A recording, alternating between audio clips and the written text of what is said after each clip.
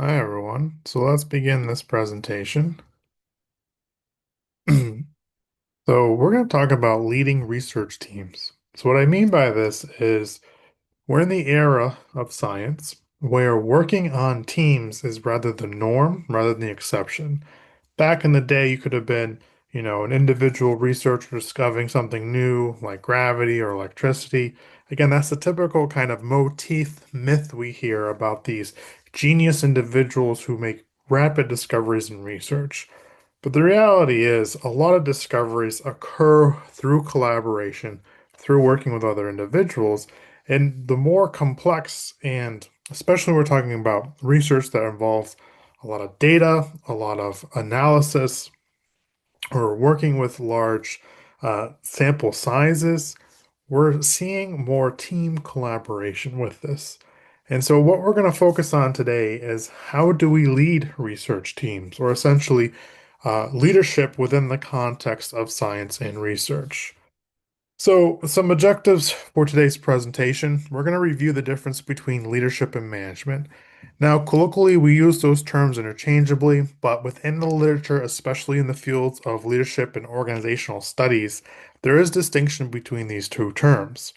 And in addition to, we're just going to discuss leadership in relation to working with research teams, and then finally provide guidance on leadership best practices within science and research settings. So to begin, let's talk about the distinction between leadership versus management. So as we'll see too, there's going to be different requirement of skills that are needed when one is working with teams. And within a research team, we're going to have what we call formal leaders. So ones who have specific roles or terms. So commonly we'll hear that the leader of a research group or a research team is what we call the principal investigator. Okay. They have that formal title. But when we look at what happens within a research team is that we have multiple individuals who may engage in leadership and maybe through not through a formal title, but an informal process. And so that's important to understand when we're going to talk about leadership versus management. To begin, leadership, a common hallmark within the literature, talks about to engage in leadership, we talk about creating a vision. So a vision is setting a clear direction and inspiring others to follow. So many times within a research team, our vision is the research process. What are we trying to gain or to get from engaging in research? Maybe it's just a new discovery or a social impact.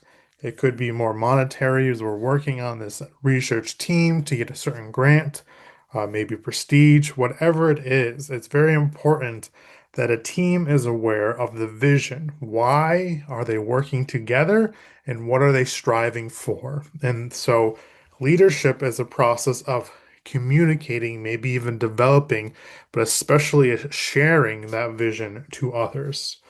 Related to that, leadership contains motivation, so is inspiring and empowering individuals to achieve their best. This is very vital when we talk about research teams. Research is almost guaranteed that when we're doing research, it's never going to go the way we planned. That's one, just the nature of working with teams and projects, and two, that is also the nature of science. Science is all about discovering something new, responding to what emerges, i.e., hypothesis testing. And again, when we get into the nitty-gritty research, we may have a very solid research design plan, a protocol we're going to follow. But again, external or even internal circumstances arise where, equipment may break down. We may not be able to get a certain number of the population responses that we expected. Research teams come and go. So really the barriers as well as the stress, and unfortunately, especially in research, is this feeling of hyper competitiveness of because there's limited amount of resources and we're striving for prestige or recognition. And all those components can really have a negative impact on motivation. Motivation at the team level, motivation at the individual level. So leadership, again, being aware of the motivation levels for the team as a whole and then also having the ability to understand the individual motivation levels of each team members and understanding too that each individual has their own needs, their own perspectives, their own abilities. So how can the leader of this team or leaders work to help ensure that everyone is meeting their best potential individually as well as a team? Relatedly, like I said, issues are going to come up. There's going to be some need to pivot, some need to change. And so leadership is extremely vital, extremely important when some sort of crisis or change moment comes. So, for example, COVID-19 was a significant crisis component that many research teams had to deal with. So, for example, in social science research, if you were working with someone who would do interviews in person, now we had to manage and shift to doing interviews online or doing biomedical research. There was numerous teams that shifted their current research to now studying COVID-19. And then relatedly, especially in the United States since 2025, with the changes in federal funding and the significant political movement that's happened right now, there are many research teams within the United States that have had significant changes to their funding, support, or even had to change research topics because of the political landscape. So, with that, there's significant change that has arisen, and leadership is vital to help develop a new vision, provide some motivation, and even to the final component, help with influencing. So, influence essentially is a term of using one's social abilities to guide and motivate others. So, again, that kind of connects to the other three components. One model related to influence, essentially, if we are using effective vision, being aware of motivation, and engaging in effective leadership during change, that will have significant influence. You can think of influence like trust or reputation. So the old saying goes, it can take years to build a reputation or to build trust with someone, and a second to completely dismantle that reputation or trust. Influence is a similar component of this. We invest a lot into building influence of motivation related to working in teams, and again, being aware of how fragile influence can be. So that's the leadership component. We're now going to shift to the management component. And again, as I mentioned earlier, these words get used quite interchangeably. And again, the literature, especially in leadership studies, tries to separate it from the field of management really emphasizes the distinction. But in the real world, there's much overlap, especially, again, many of us on research teams don't have a position that is mainly geared to just the psychology of leadership. So the psychology of motivation, change management, influence, etc. But the reality is we play many different roles and may have many different responsibilities. And many individuals who are seen as leaders also will engage in some sort of management practices. Commonly, this relates to the idea of planning. So, planning is a vital, important element of conducting research.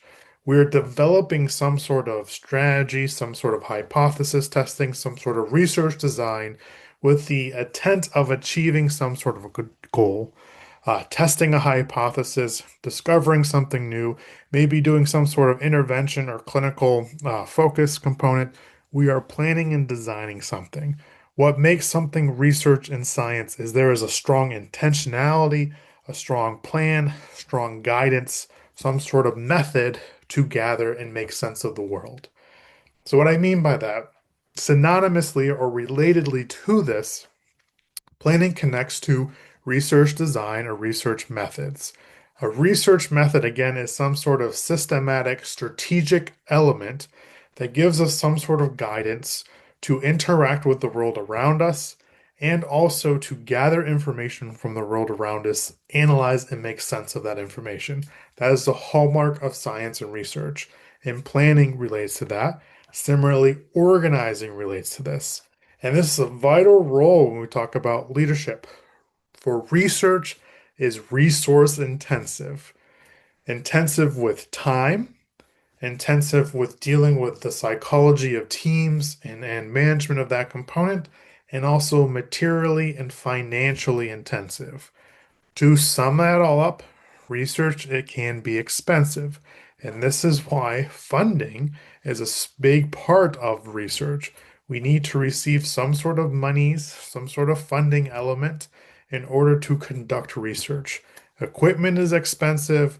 We're also talking about salaries to pay team members. And we're also talking about the time element of gathering data and analyzing data and even disseminating that information. Also related to management is just reviewing performance and taking corrective actions when necessary. We call this monitoring. So monitoring not only team progress, but goal progress, etc. is extremely helpful to be aware of the current research process. Understanding what's happening now and from this current standpoint, what may happen in the future. That's very helpful to deal with all the changing elements that may be arising or possible negative consequences that may be arising. And if we keep monitoring and being aware of the moment, we are better apt to respond to any crises that may arise. And then finally, another element of management is delegation, assigning tasks and responsibilities to team members. If you ever worked on a research project, you will know that there's a lot of tasks to do. And it can be very vital to understand that this is why we work with teams, is because there's so many tasks that may need to be done that it's not feasible for one person to do this. But unfortunately, again, the psychology of just human beings, especially individuals who are high achieving, which we see that quite a lot within research settings, is that someone may not feel comfortable relying on others to accomplish these tasks, especially when tasks have kind of a high risk element of failure. And you'll see someone who may feel that they have to do all the work related to the research project, and that will lead not only to individual burnout, but that's going to negatively impact the possible psychology of the team, or in other words, the motivation and influence and the trust team members have to that leader. So delegation is definitely a skill. There's probably no specific science to that, and it's kind of an art. But really, how do we best assign tasks that are appropriate to the individual? And also understand there's going to be times where a task is going to stretch that person's skills and abilities. So when do we decide to give that stretch assignment, that task that may actually challenge the individual, but we also want to make sure that challenge is appropriate and is a challenge that someone can learn from and also grow from, rather than a challenge that will result in more of a failure or kind of a negative element or consequence for that individual. In other words, we don't want to set someone up to fail. We want to set someone up to grow. And that is where delegation can be really strong and at its best. So continuing with this, why we're seeing more and more emphasis on talking about leadership within research settings is that leadership, again, can have significant influence on just the various components about the research process. One of those areas is leadership influences who does the research. This connects to delegation. This also connects to recruiting. Leadership is going to influence who gets hired, who do they recruit, who they even maintain or continue on their team. If we have a crappy leader, most likely there's going to see a lot of turnaround with staffing because of that. If we have a good leader, ideally, that's going to help with retention, etc. But even if it doesn't help with retention, we're still going to have individuals positively impacted by those leaders. It may in the future be effective leaders when they lead their own research teams. Related to that, too, leadership is going to influence the type of research that is done. So leaders uh, consciously or unconsciously influence decision makings about the type of research. Uh, Typically, someone leading a research team, they are doing research that is connected to their expertise or their interest. And so, again, that's going to influence the type of research that's done. Leadership can also influence why we do research. If we have someone who's motivated to do research to discover something new, or they may be motivated to do research to build their own prestige or to receive certain funding, or they may be doing research again to see it as a training opportunity and development for the next generation of scientists.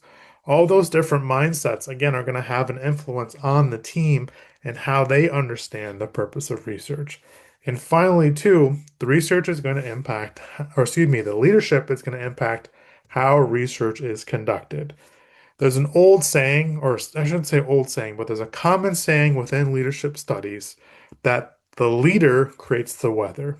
So, what this means by this is the leader has an impact on the environment within the research setting, and that's going to impact how research is conducted. If you have a leader who values quality research over quantity, you could see how that will shift how research is conducted within the setting.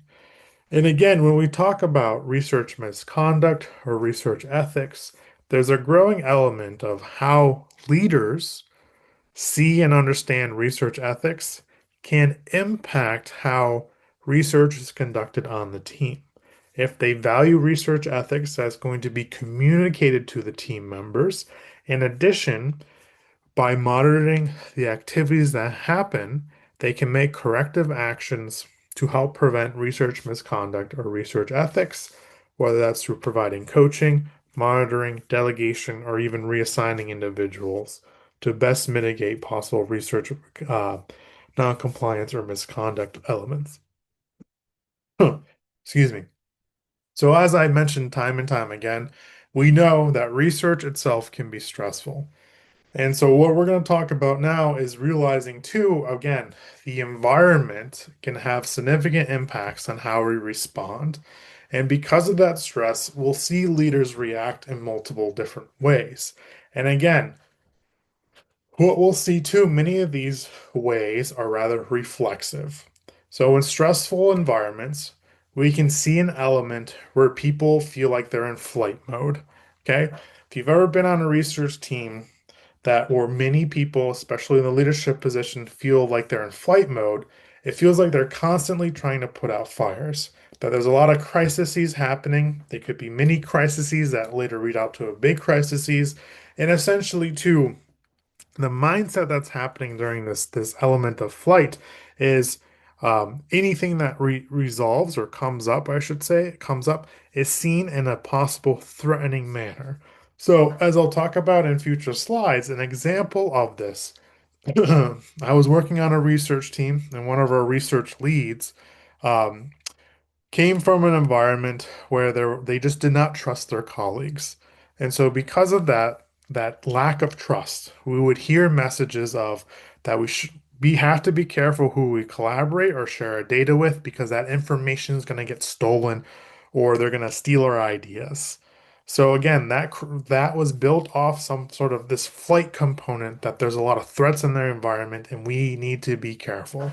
You can see how that type of mentality is going to create an environment where collaboration or even trust, it may be lacking in that area. We can also see a fight component that come up where we see this is definitely can be fueled by the hyper competitiveness element of this. Maybe this will also fuel someone to actually want to steal ideas or concepts with this. And a fight element can, again, create a very contentious, disruptive environment with these components.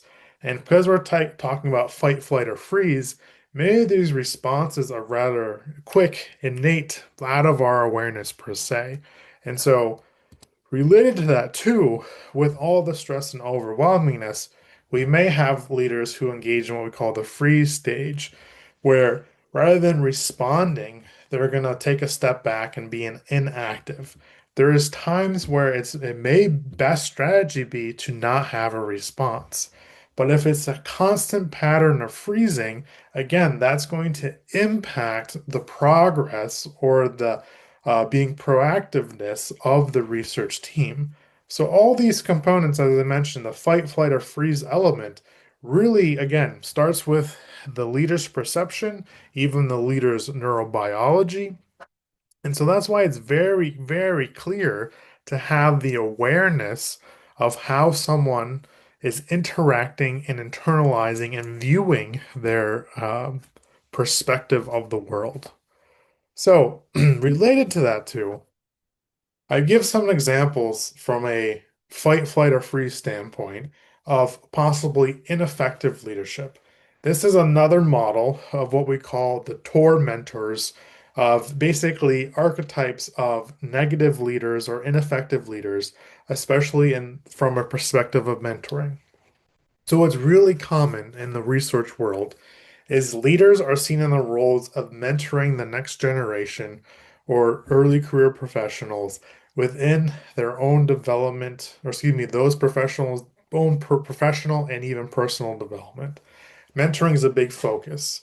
We see this especially, in the last few years, many of the funding sources within the United States have emphasized more training and kind of highlighting how positively impactful effective mentoring can be with developing future researchers, as well as keeping individuals within the sciences and research fields.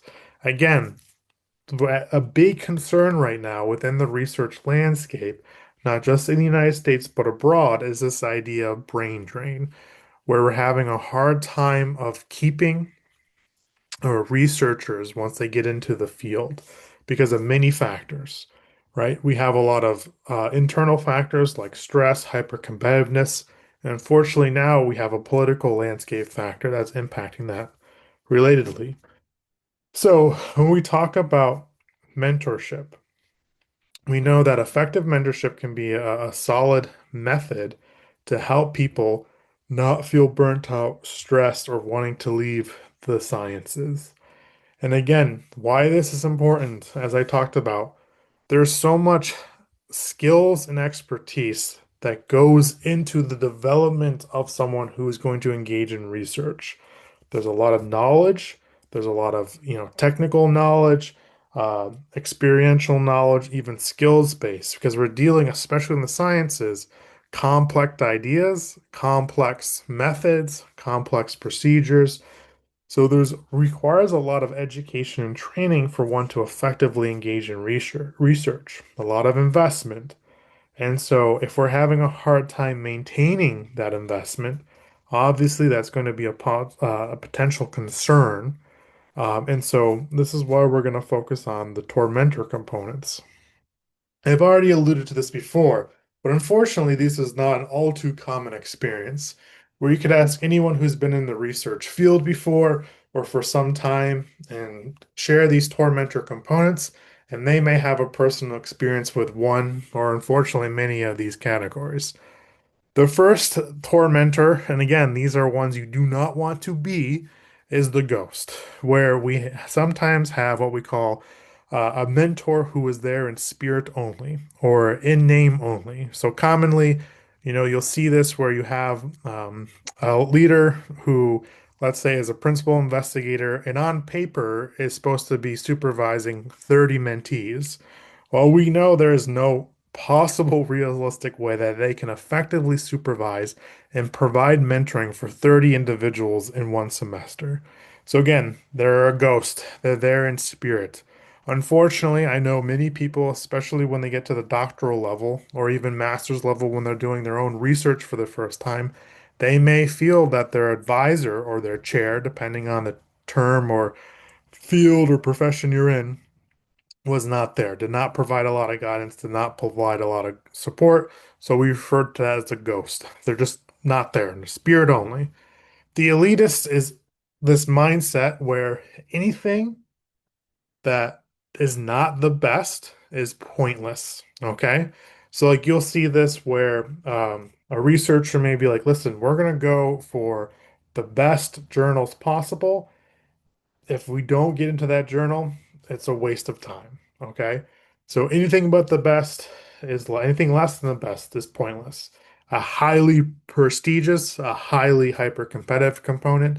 And again, this may be appropriate for that leader, but that may not have the mentality that those research members or those team members may have. And so the elitist component has its place, but also, again, the rigidity of it really kind of shuts off a much broader world of research out there where we can still have high impact and make really significant changes with our research, even if it's not submitted into the top journals. So that's just one example. I've already referred to this, but we'll have the paranoid leader, okay? Don't share ideas, they will get stolen. All right. So again, with that hyper competitiveness component, it's not uncommon for people to feel like they've got burnt in the past. Unfortunately, even in my own experience, there's sometimes you're working with colleagues who will want to steal ideas or may feel like they've stolen ideas from you. So again, this is not uncommon, but it can, just like the elitist mentality, can very much close ideas and, or excuse me, close our world around us and prevent further collaboration as well as sharing our ideas. The final one is the Dementor, okay, from kind of like Harry Potter, because it sucks the life force out of you. You also may hear the term psychic vampire. We may have experienced tormentors who just being in their presence is just feel so draining and not healthy. And again, this is not a very appropriate way to be a leader within research settings, or in any setting, I should add. So that's the tormentor archetypes of mentors or leaders you don't want to be within research settings. So here's some examples of what would make a good research leader. So it's very helpful, again, to have relevant research and scientific knowledge related to the research project. So if we're a research leader, it's the onus of on us to continue our own development, to continue our own expertise and competency related to the research methods we're using, as well as also with that too, be open to continuing to learn. And what's a great element of being a mentor to students or new career professionals is many times they are very well aware of the latest ideas or latest methods, and we can learn a lot from them by working with new students new to the field. There was an interesting article that came out by Nature a few months ago, and I can't remember the title, but this is relevant to what I'm talking about, is there was research to show that um, articles that had a significant impact in their field tend to have new early career or students on those protocols, or excuse me, on those papers, compared to papers that did not have students or new career professionals. So in other words, your chances of having a high significant impact into your field can be increased by having students and early career professionals on your research team. Okay. The idea is they bring new ideas. They also have more flexibility and how they think about the world. Because again, the more we become an expert in something, it just narrows our perspectives of things. So it's helpful having different perspectives, a diversity of perspectives. Again, as we know, diverse research teams have a positive outcome of creating novel and new ideas. So that's what's helpful with that. And related to that too, that's the openness to learning, experimentation. As I talked about, it's really vital being a research leader is the ability to communicate our vision and mission of the research. Essentially explain the why, okay? I would say this is extremely helpful practice for a research leader to view everyone on your research team, no matter their status, no matter what they do, and explain why what they're doing and how that is connected to the overall mission of the goal. Okay. Even so, for example, someone who does budgets, okay, explaining, why their role is so important is that budget is going to dictate how we can accomplish our research, depending on the funding element. You know, if you have a new student who is literally just cleaning the equipment, and communicating them how vital their role is of, if we can effectively and the more our equipment is high quality clean and effectively clean, that just improves our chances of doing high quality research right there. So even something as mundane as cleaning equipment, if we're communicating the significant impact and the importance of having someone clean that equipment to our mission of that research is really vital. That can help with motivation, can help with team synergy. And again, communicating, sharing the why, especially if you're asking someone to do something, why that connects to the greater vision is really helpful.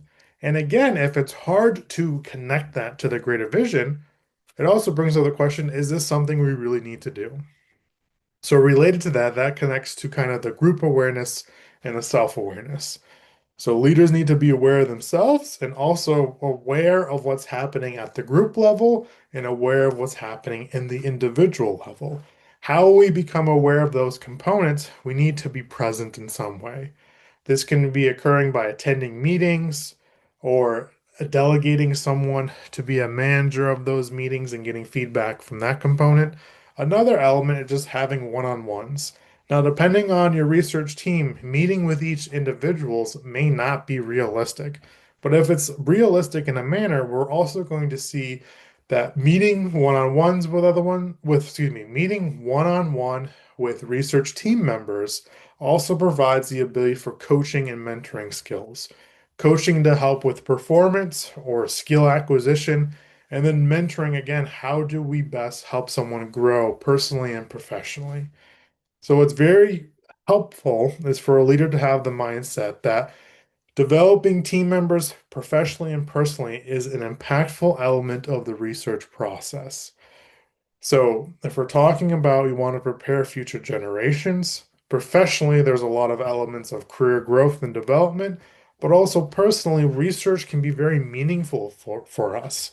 What's really helpful, and I've mentioned this on other videos here that I've recorded, is that many of us got into research because we have some deep why. Okay, there's when you ask a researcher, like, what was it that got them into science? They tend to share some sort of story about their past where there's some sort of curiosity. Maybe it was, watching ants under a magnifying glass in their driveway during the summertime. Maybe it was, collecting rocks in the quarry or someone, being fascinated by personalities and how people were different in high school, whatever it may be. We all have some sort of why. And it can be really helpful when we're talking about coaching and mentoring and developing our team members. Learn their why. Why do they want to do research? What does it mean to them? There's a meaning component to it. There's a personal and professional component. Really get to know them. And again, this doesn't mean we need to know all their history or all their detail or personal lives. It is appropriate and relevant to understand what motivates someone to do research and have that conversation. What meaning does the research give to them? As well as we can also understand, well, what direction do they want their research career to go into? And how, as the leader, you can assist in that development. Maybe it's through networking, maybe it's through promotion, maybe it's giving them new tasks and growing elements within the research, whatever it may be. So with this, okay, we've already talked a lot about the importance the leader plays in establishing clear research vision and mission of those research or goals, I should say. So we can view this approach when we're talking about the research as a whole. We can talk about this from uh, team level goals, or we can also talk to this about from individual goals. I just talked about the importance of discussing an individual's why and direction they want to go to. So by having that conversation can help us map out a plan for reaching both short-term and long-term goals. So again, we can do short-term and long-term goal development on many levels, the research project itself, team goals, and individual goals. Related to that, as researchers, we probably have a lot of good skills in developing a strategy to accomplish goals. So we're going to develop a strategy how the vision of the research team or the research project and the goals kind of connect to each other. And then we're going to communicate that with the team, the research community, and the public. Okay. So what I mean by that is when we're working with the team, it may be appropriate to share all the individual goals and how that connects to the research project. When working with the research element community, or when we talk about the research community, many times when we're doing research, we're going to share this with others. Great research needs to be shared. If no one knows what you did, it kind of defeats the purpose of doing it anyways. So we can talk about within our long and short-term goals how are we going to communicate our research with our peers? And then finally, how does this get communicated with the public? Okay. Is there some sort of social impact that this will have related to the project? Or is it the importance too of engaging in science communication to help build public trust with this? We are in an era where public trust within research is very shaky, especially with certain research fields like climate science, vaccines, animal research. Being aware too, if we are in those fields where there's growing distrust of them, how do we communicate to the public about how the research is having an impact on them and the importance of that research? So again, developing that vision and goals. Um, with that too, we want to talk about building space for flexibility because the vision is going to evolve over time. So I referred to this many times. I'm just going to kind of come back to this, how self-awareness as our leader ourselves is very important. So I want to talk about steps to develop our own self-awareness. The first key element is just give space for reflection and self-discovery. Know thyself as a leader and give time to reflect on your own goals, your own mindsets and perspectives, and more importantly, your why you want to do research. So it's helpful too in reflection, understand how do we respond to stress and conflict, especially in research environments. Try to best understand how do we work with others. Are we outgoing? Are we kind of combative? Are we an introvert, extrovert? Do we prefer working in large groups or meeting one-on-one? Understand how we interact with others. Relatedly, and I think one of the most importantly things is understand your own perspectives and beliefs about leadership and research. So what I mean, like, what does it mean? What does leadership mean to you? Do you think leadership needs to be someone who's stoic and emotions should be put aside? Do you think leadership is collaborative? And then relatedly to research as well. And then be aware of not just team members' research skills, but also their work styles, preferences, and expectations. Again, having those one-on-one conversations and understanding their why. So related to that, okay, we talked about being aware of yourself, working with one-on-one, being aware of the team. Now we're going to talk about really how do we best build and maintain effective research teams. So, as I mentioned a few times too, whether we're talking about delegation or mentoring and coaching, we want to build the competency of our research team. So, we want to foster competency. And many times that, again, explaining the why they're doing this task, how that connects to the vision, promoting and providing training opportunities to develop that competency. And as we foster that competency, that's also going to naturally kind of create a sense of autonomy. People, for the most part, don't like to be micromanaged. They want to feel like what they're doing is something that they have the ability to do and that they're contributing to the field or the research in some way or the team.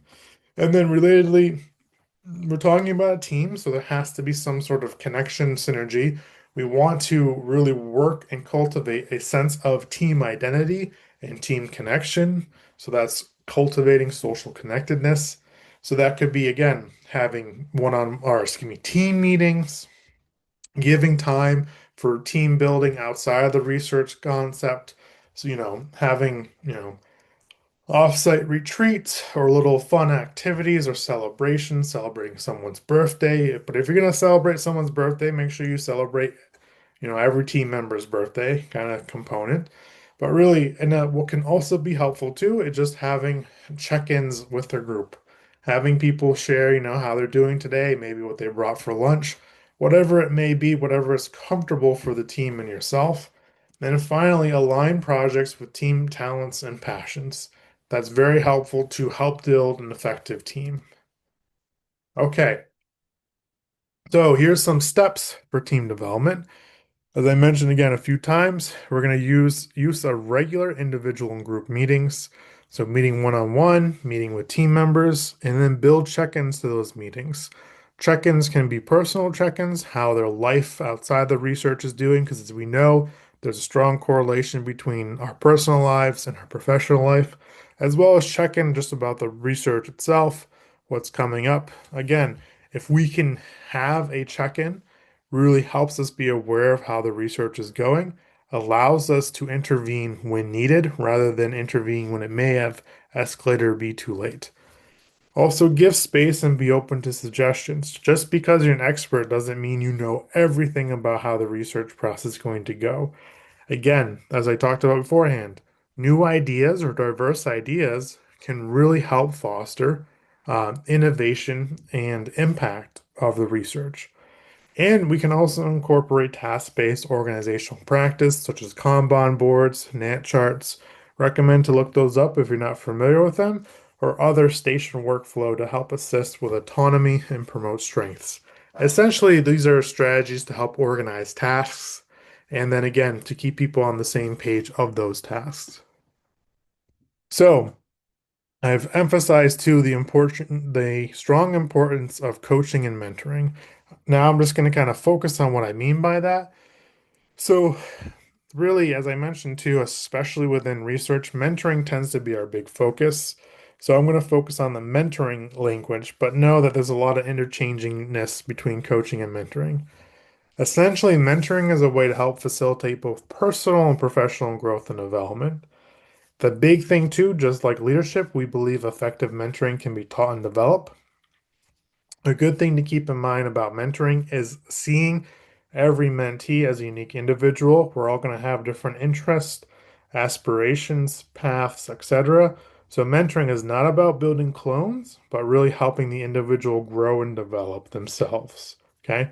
So just because you did it a certain way doesn't mean it's relevant to the mentee. Mentoring is going to be unique for each person. So, mentoring also consists of various different skills, such as teaching, coaching, consulting, and even at times providing emotional support.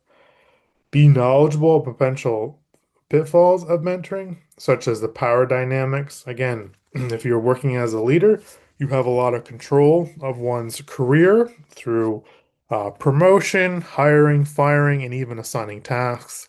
So, again, those power dynamics, be aware of that element, as well as conflict of interest. So, here's some best practices for mentoring. We can motivate mentors and mentees by talking about making a difference and accomplishing goals. Again, that why and where they want to go element.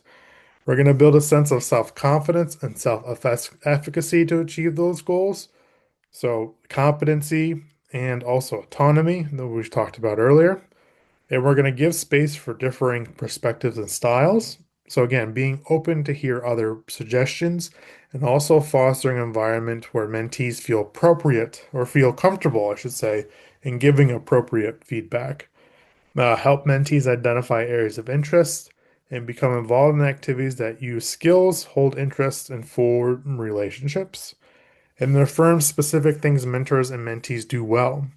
Label those skills and identify desirable behaviors and areas for further growth and development. We will also encourage mentees and mentors and mentees to reflect on what they've used to think and what they think now. So again, that self-awareness piece and modeling that self-awareness piece.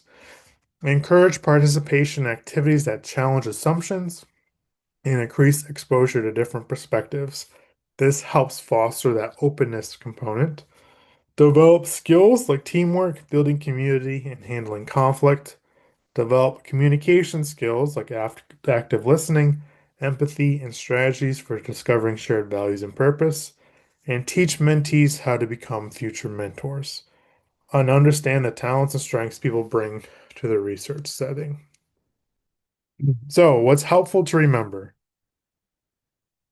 Even as a leader or a mentor of a research group, we ourselves need to build a mentoring network.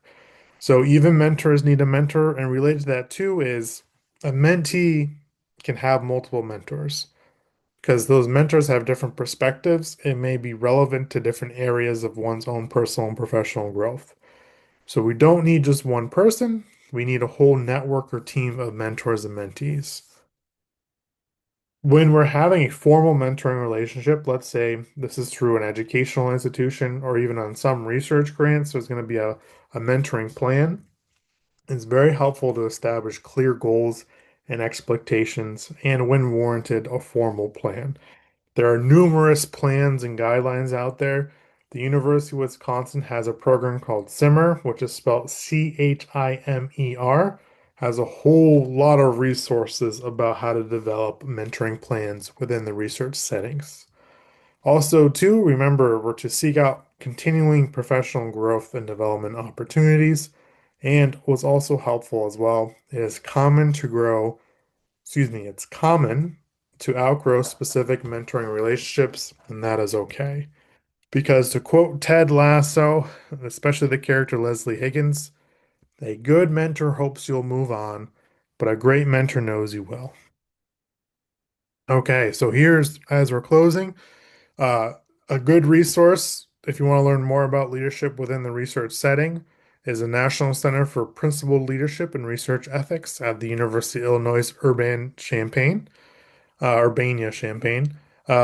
We also have from the University of New Hampshire, Simple Guide to Starting a Research Team. Very great resource, recommendation for that. The PLOS collection or the PLOS collection has 10 simple rules within research settings. There's a whole variety of activities that gets updated quite frequently. And then finally, NIH, I think this link still works, has a whole element of enhancing the effectiveness of team science, and this is a report from NIH. Here's my references. That's the end of the slides. And I'll end there. Thank you all. I hope you have a good rest of your day.